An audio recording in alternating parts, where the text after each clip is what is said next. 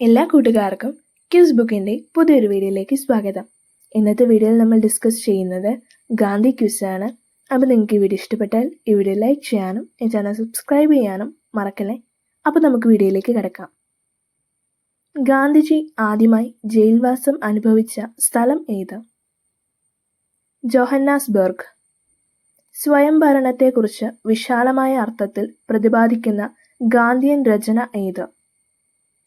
ഹിന്ദ് സ്വരാജ്. ഗാന്ധിജി ഇന്ത്യയിൽ തിരിച്ചെത്തിയത് എന്ന്? 1915 ജനുവരി 9. പ്രവാസി ഭാരതീയ ദിനമായി ആചരിക്കുന്നത് എന്ന്? ജനുവരി 9.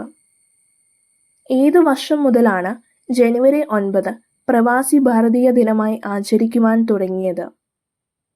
2003. ഗാന്ധിജി ഇന്ത്യയിൽ മടങ്ങിയെത്തിയ ശേഷം പങ്കെടുത്ത ആദ്യ പൊതുചടങ്ങ് ഏത്? ബനാറസ് ഹിന്ദു സർവകലാശാലയുടെ ഉദ്ഘാടനം. ചമ്പാരൻ സത്യാഗ്രഹം നടന്ന വർഷം ഏത്? 1917. ചമ്പാരൻ സ്ഥിതി ചെയ്യുന്നത് ഏതു സംസ്ഥാനത്താണ്? ബീഹാർ. നീലം കർഷകർക്ക് വേണ്ടി ഗാന്ധിജി സംഘടിപ്പിച്ച സത്യാഗ്രഹം ഏത്? ചമ്പാരൻ സത്യാഗ്രഹം. മഹാത്മാഗാന്ധി ആദ്യമായി സമാധാന നോബലിന് നാമനിർദ്ദേശം ചെയ്യപ്പെട്ട വർഷം ഏത്? 1937. ഗാന്ധിജിയുടെ ആത്മകഥയുടെ പേരെന്ത്?